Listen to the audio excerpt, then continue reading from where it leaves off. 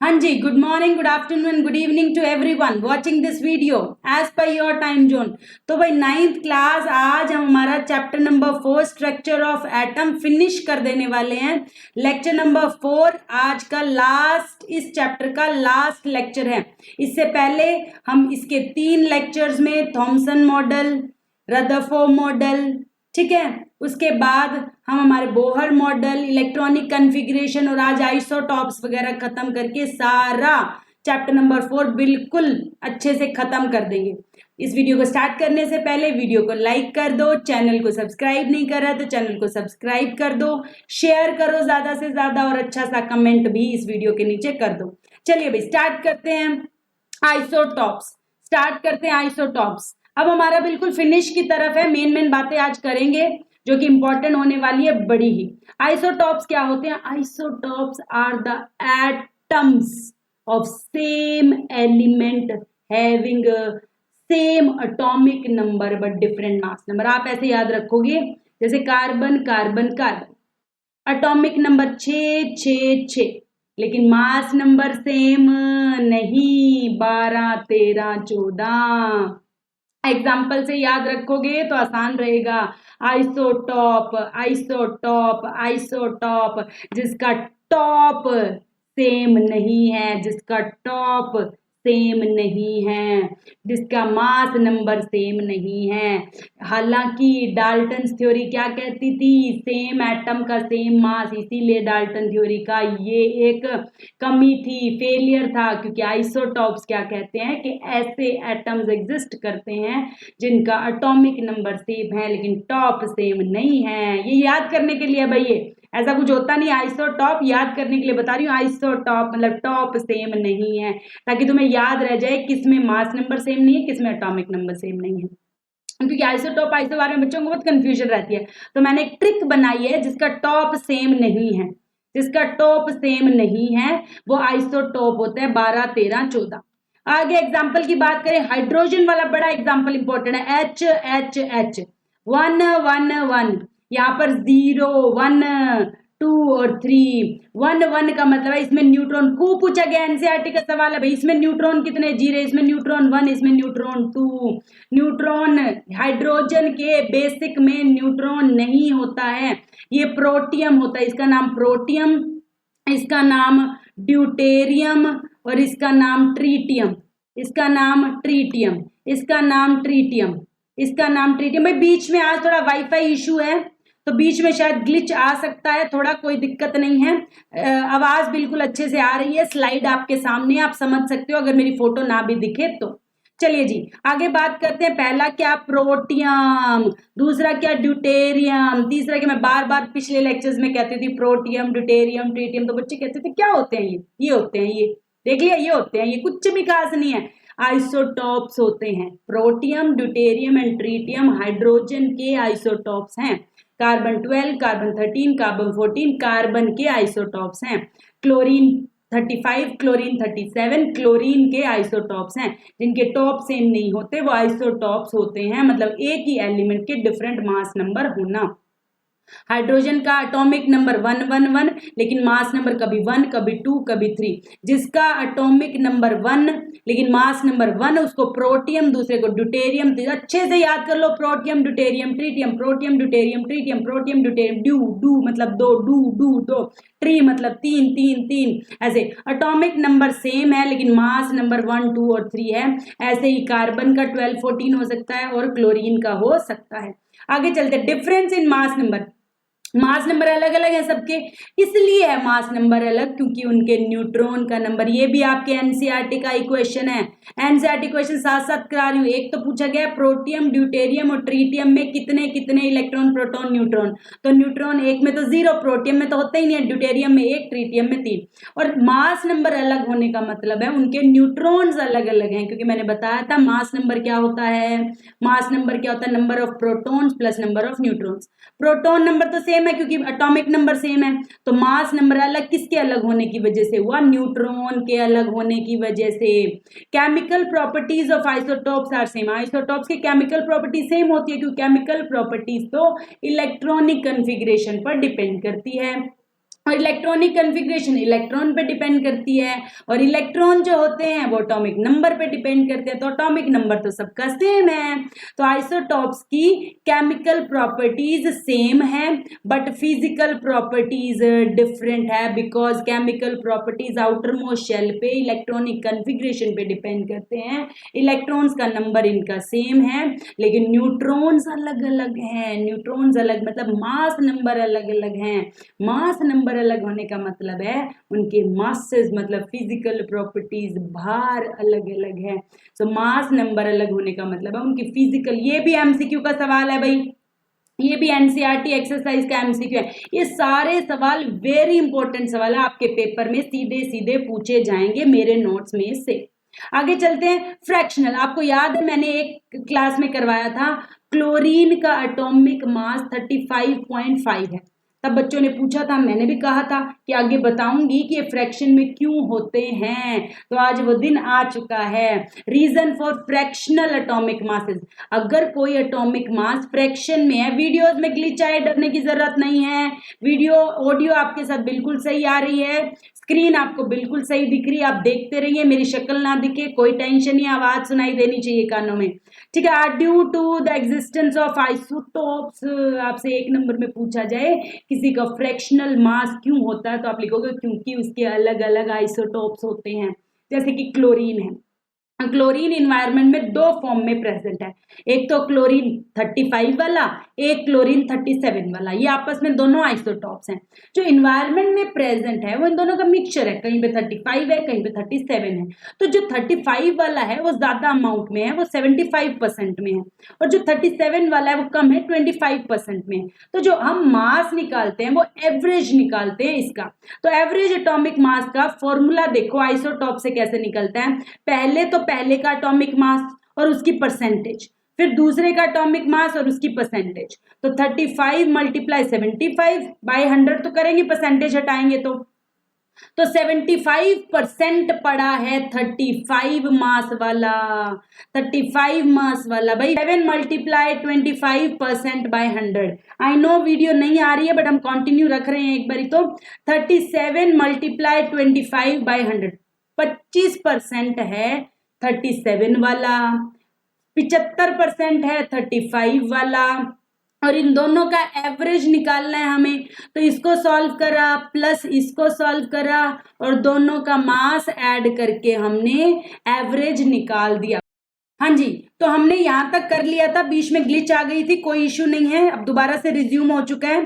तो हम क्या कर रहे थे, एटॉमिक मास डिस्कस कर रहे थे मेरे बच्चे, ठीक है। तो हमने बात करी, यहाँ पे देखो एटॉमिक मास 75 वाले का इतना और 37 वाले का 25%। तो इनका जब हम निकालेंगे तो हमारे पास एवरेज मास जो है वो 35.5 आएगा। इसीलिए मैंने कहा फ्रैक्शनल मास एग्जिस्ट करने का रीजन है आइसोटॉप्स। आइसोटॉप्स अलग अलग परसेंटेज में है, अगर आइसोटॉप सेम परसेंटेज में होते तो बात अलग थी, अलग अलग परसेंट में होने की वजह से हम उनका एवरेज मास निकालते हैं और वो टॉप पर लिखते हैं। आगे चलते हैं। Mass of an atom of any nature element is taken average mass of all the naturally occurring atoms of that element. सारे आइसोटॉप्स का जो नेचुरली अकर कर रहे हैं, जैसे 35 था 37 था, उनका एवरेज निकालकर हम एवरेज मास लिखते हैं। इफ नंबर ऑफ आइसोटॉप्स, कोई आइसोटॉप नहीं है, अगर आइसोटॉप्स है ही नहीं, मानो हमारे पास कोई हीलियम है, हीलियम का कोई आइसोटॉप नहीं होता, ठीक है, तो वो वही रह जाएगा, जो उसका मास है वही रह जाएगा, number of protons plus number of neutrons उसका मास नंबर है, सीधी सी बात है। आगे चलते हैं भाई, एनसीईआरटी क्वेश्चंस, अब बड़े इंपॉर्टेंट एनसीईआरटी क्वेश्चंस करेंगे। कहता ब्रोमीन है उसके दो आइसोटोप है, एक तो ब्रोमीन 79 वाला और एक ब्रोमीन 81 वाला। तो अभी बताया था, एक 79 वाले का मास लिखेंगे, 81 वाले का मास लिखेंगे और उनकी जो परसेंटेज है उससे मल्टीप्लाई कर लेंगे। एक की परसेंटेज है 59.7, दूसरे की परसेंटेज है 50.3। तो इन दोनों को सॉल्व करेंगे भाई, फॉर्मूला सेम है, एटॉमिक मास लिखना है, उसकी परसेंटेज से उसको मल्टीप्लाई करना है, दूसरे आइसोटोप का एटॉमिक मास लिखना है, उसकी परसेंटेज से उसको मल्टीप्लाई करना है, सॉल्व करके आंसर निकाल देना। और पीछे यू इसलिए लगाया क्योंकि वो एटॉमिक मास यूनिट है, एवरेज मास है।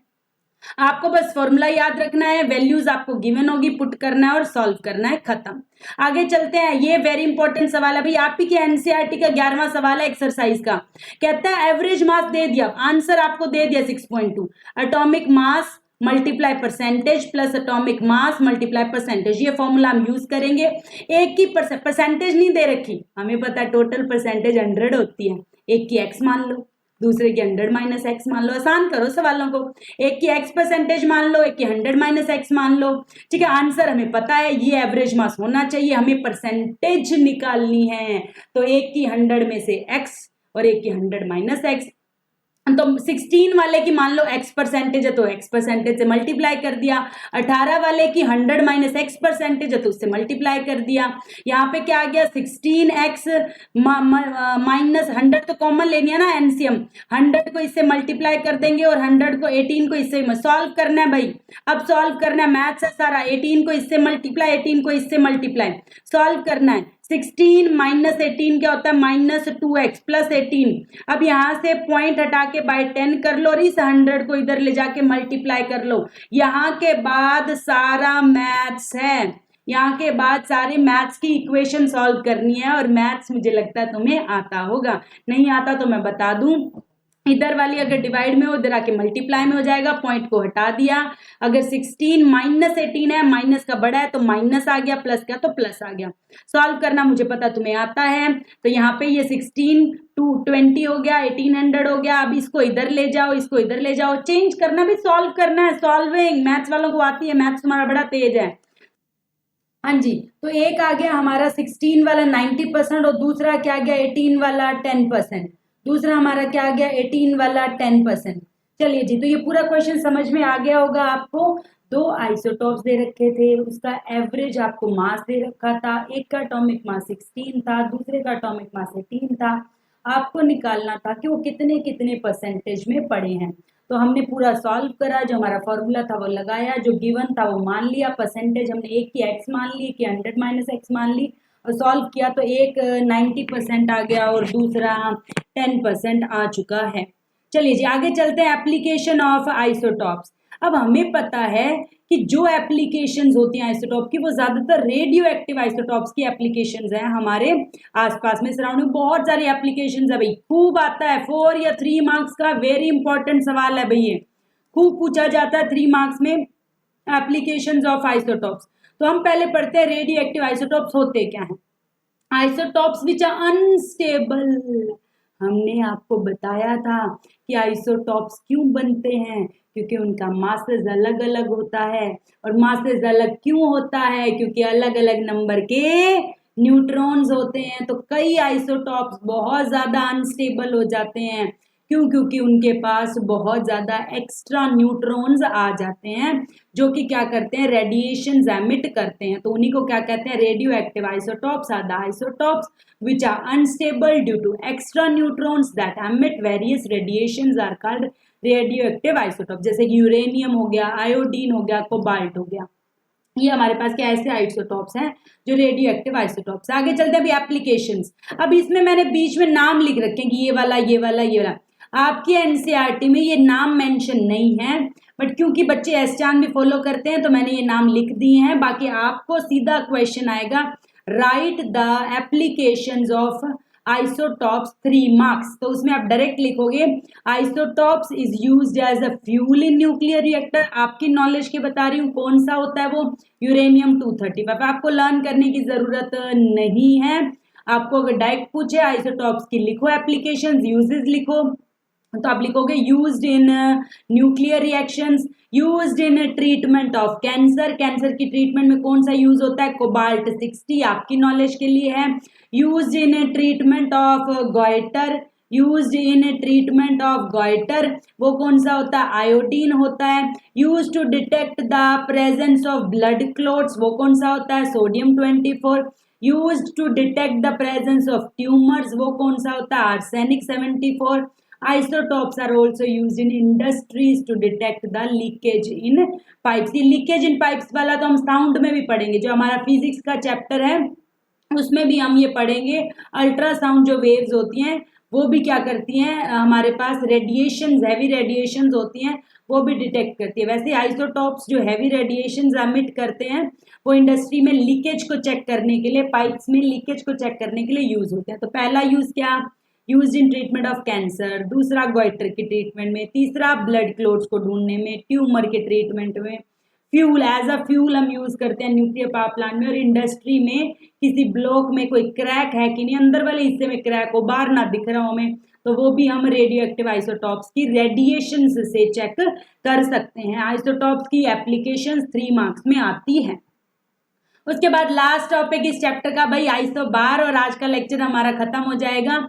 Isobars are the atoms of different element. Isotopes क्या था, सेम एलिमेंट लेकिन टॉप अलग, सेम एलिमेंट लेकिन मास नंबर अलग। ये क्या डिफरेंट एलिमेंट है, एलिमेंट डिफरेंट है लेकिन फिर भी mass number same, different element फिर भी मास नंबर सेम। तो ये भार संभाल कैसे लिया इन्होंने, आइसोबार्स, आइसोबार ऐसे याद रखो, आइसोबार की जगह आइसोबार याद, मैंने बताया कि दोनों ट्रिक से लर्न कराऊंगी। आइसोटॉप कैसे लाएगा, जिसका टॉप सेम हो, मतलब मास नंबर सेम हो। आइसोबार मतलब जिसका मास सेम हो।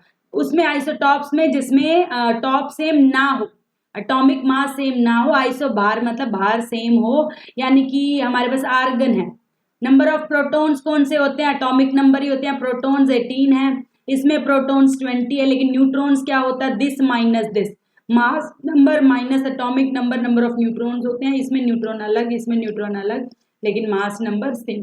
तो वो isotopes are the atoms of different element. दो अलग अलग एलिमेंट है, एक आर्गन है, एक कैल्शियम है, अलग अलग एलिमेंट हैं लेकिन दोनों के एटॉमिक मास सेम है 40-40। प्रोटॉन का नंबर अलग है, न्यूट्रॉन का नंबर अलग है, लेकिन हमारे पास क्या है, ये हमारे पास क्या है, मास नंबर सेम है। Isobars have different atomic number, so electronic configuration will be mass number. अब हमारे पास यहाँ पे मास नंबर तो सेम है लेकिन एटॉमिक नंबर डिफरेंट है। एटॉमिक नंबर डिफरेंट होने का मतलब क्या है, उसकी इलेक्ट्रॉनिक कन्फिग्रेशन भी डिफरेंट है। तो ये आइसोबार्स और आइसोटॉप्स, उसकी एप्लीकेशंस अच्छे से आपको कर लेनी है। आपके एनसीईआरटी क्वेश्चंस में पूछा गया सवाल है, आइसोटॉप्स क्या होते हैं, आइसोबार्स क्या होते हैं, विद एग्जांपल्स एक्सप्लेन करो। तो मैंने आपको विद एग्जांपल थ्योरी में लिखवा दिया। ये क्वेश्चन मैंने आपको थ्योरी के दौरान भी बताया था कि एनसीईआरटी का क्वेश्चन है, कराऊंगी, करा दिया। H का मतलब होता है प्रोटियम, D का मतलब होता है ड्यूटेरियम, T का मतलब होता है ट्रीटियम। ये आपको जब मैंने आइसोटॉप्स कराया है उसमें करा है, इसी लेक्चर में देख लीजिए पीछे जाकर। इलेक्ट्रॉन तो डिपेंड करता है एटॉमिक नंबर कितना है, तो इलेक्ट्रॉन तो सेम, जितने इलेक्ट्रॉन उतने ही प्रोटॉन, तो प्रोटॉन मास नंबर अलग होता है। मास नंबर इसका 1 - 1 0, इसका 2 - 1 1 और 3 - 1 2। मैंने आपको बताया था न्यूट्रॉन क्या होता है, ऊपर वाले को नीचे वाले से माइनस करना है, वो न्यूट्रॉन होता है। प्रोटियम जो कि जनरल हाइड्रोजन होता है, उसमें न्यूट्रॉन नहीं होते हैं, ये बात भी आपको लर्न कराई थी। लेकिन ड्यूटेरियम में एक न्यूट्रॉन होता है और ट्रीटियम में 2 न्यूट्रॉन होते हैं। Right the electronic configuration of isotopes and isobars, ये मैं नोट्स में करवा चुकी हूँ। आइसोटॉप्स का तो यही एग्जांपल लिख दो, आइसोबार का भी अभी कराया, आर्गन एंड कैल्शियम। इसका 18, इसका 20, इसका 40, इसका 40। तो मास नंबर सेम हो लेकिन एटॉमिक नंबर डिफरेंट हो। उसके बाद एनसीईआरटी क्वेश्चंस करेंगे और इस चैप्टर को यहीं पे खत्म करेंगे। बहुत अच्छे से हमने चैप्टर नंबर 3 और 4 कर चुके हैं भाई हम। कहता है प्रोटॉन इतने, तो जितने प्रोटॉन होते हैं वही एटॉमिक नंबर होता है। इसका भी, एक्स का भी प्रोटॉन और वाई का प्रोटॉन सेम, लेकिन यानी कि 6 और C6 हमें पता है। 6 का मतलब क्या है, प्रोटॉन 6 होने का मतलब क्या है, एटॉमिक नंबर 6। एटॉमिक नंबर 6 का होता है कार्बन का। उसके बाद बोला न्यूट्रॉन एक में तो 6 हैं, तो proton plus neutron mass number 12, इसमें proton plus neutron mass number 14। तो ये दोनों आपस में क्या है, कार्बन के आइसोटॉप्स हैं। तो यही उसने पूछा कि एक्स और वाई जो एलिमेंट निकल के आए हैं उनका आपस में क्या रिलेशन है, दोनों का आइसोटॉप्स का रिलेशन है। ये सवाल खूब पूछा गया है प्रीवियस ईयर्स में, तुम्हारे पेपर में भी आएगा कि एक्स और वाई, या कोई और दे देंगे तुम्हें, इलेक्ट्रॉन दे देंगे, प्रोटॉन दे देंगे, न्यूट्रॉन दे देंगे, तुम्हें एलिमेंट पता करना है, mass number, atomic number, isobar, isotope पता करना है। उसके बाद ट्रू फॉल्स पता करना है। कहता है जे थॉमसन ने न्यूक्लियस का डिस्कवरी करा, ना जी ना, जे थॉमसन ने कोई न्यूक्लियस नहीं करा, फॉल्स। आगे कहता है न्यूट्रॉन जो होता है वह is found by electron and proton, ना जी ना, ना जी ना, ये भी गलत है, फॉल्स। ये बात ठीक है, हमने मैंने आपको बताया था कि इलेक्ट्रॉन का मास 1/1840 ऑलमोस्ट 1/2000 टाइम्स ही होता है। तो ये बात बिल्कुल ट्रू है प्रोटॉन के मास के कंपैरिजन में। आपको कंपैरिजन कराया था पिछले लेक्चर में। अब वो कहता है कि हमारे पास आइसोटॉप ऑफ आयोडीन, कोई भी आयोडीन का आइसोटॉप यूज नहीं होता है टिंचर ऑफ आयोडीन में, जो मेडिसिन बनाने में। सिंपल आइसोटॉप, ऑर्डिनरी आइसोटॉप, मतलब ऑर्डिनरी आइसोटॉप नहीं, ऑर्डिनरी आयोडीन यूज होता है। ये दोबारा सुन लो, आइसोटॉप ऑफ आयोडीन यूज नहीं होता है, ऑर्डिनरी आयोडीन यूज होता है। कहता रदरफोर्ड ने किसकी डिस्कवरी करी? टिक करो आगे बढ़ो, न्यूक्लियस। आइसोटॉप क्या होता है? टिक करो आगे बढ़ो, जिसमें डिफरेंट न्यूट्रॉन्स होते हैं। मैंने थ्योरी के दौरान ही एमसीक्यूज करा दिए थे। आइसोटॉप्स वो होते हैं जिसका मास नंबर अलग, मास नंबर अलग मतलब न्यूट्रॉन्स अलग। टिक करो आगे बढ़ो। क्लोरीन्स में वैलेंस इलेक्ट्रॉन बताते हैं। क्लोरीन में होते हैं 287, एक नेगेटिव मतलब एक इलेक्ट्रॉन एक्स्ट्रा मतलब 8, तो वैलेंस इलेक्ट्रॉन कितने हो गए? 8। टिक करो आगे बढ़ो, टिक करो आगे बढ़ो। फिर कहता है सोडियम का electronic configuration, sodium atomic number 11, 281। टिक करो आगे बढ़ो। 281 है, सॉरी ये वाला नहीं है, ये वाला 281, ठीक है 281। ठीक है जी, आगे चलिए 281, आगे चलिए। ये टेबल फिल करनी है भाई, मुझे लगता है ये तुम्हें होमवर्क में करनी चाहिए। बिल्कुल आसान सी टेबल है, मैंने ये तुम्हें एनसीईआरटी नोट्स में भी करवाई थी ये टेबल। क्या खुद करोगे क्या? एक आधा बता देती हूँ, चलिए। कहता है एटॉमिक नंबर 9 है। एटॉमिक नंबर जितना होता है उतने ही प्रोटॉन के नंबर होते हैं। यहाँ 9 तो यहाँ भी 9, उतने इलेक्ट्रॉन के नंबर होते हैं। और 9 वाले का नाम फ्लोरीन होता है।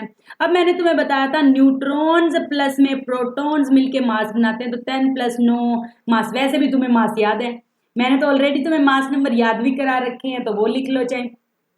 16 होता है एटॉमिक नंबर जितना उतना ही प्रोटॉन उतना ही न्यूट्रॉन और नाम सल्फर। और 32 में से ये माइनस कर दे, न्यूट्रॉन आ जाता है। कहता है 24 जिसका एटॉमिक मास है, जितना प्रोटॉन उतना ही इलेक्ट्रॉन, जितना प्रोटॉन उतना इलेक्ट्रॉन, और जितना प्रोटॉन उतना ही एटॉमिक नंबर। और एटॉमिक नंबर माइनस कर देंगे मास नंबर से तो न्यूट्रॉन आ जाएगा। मैग्नीशियम है भाई, मैग्नीशियम के सब तुम्हें याद है। उसके ये दोनों वेरी इंपॉर्टेंट है, एक प्रोटियम का एक ड्यूटेरियम का है। कहता जिसका प्रोटॉन 1 है, जिसका जितने प्रोटॉन उतना ही एटॉमिक नंबर, इसका भी 1, इसका तो एटॉमिक नंबर तो कहता 1 है दोनों का, लेकिन एक का मास नंबर 2 है, एक का मास नंबर 1 है, और एक में न्यूट्रॉन 0 है, एक में न्यूट्रॉन 1 है। तो ये हमारे पास क्या हो गया? प्रोटियम। और दूसरा कौन सा होगा? ड्यूटेरियम हो चुका है। तो इसी के साथ हमारे एनसीईआरटी क्वेश्चंस खत्म होते हैं, और इसी के साथ हमारी केमिस्ट्री भी खत्म होती है। चैप्टर नंबर 3 और 4 हमने अच्छे से खत्म कर लिया है। इसके बाद हम फिजिक्स स्टार्ट करेंगे। इसी के साथ keep learning, keep growing, keep subscribing the channel, keep enjoying the videos. Thank you so much.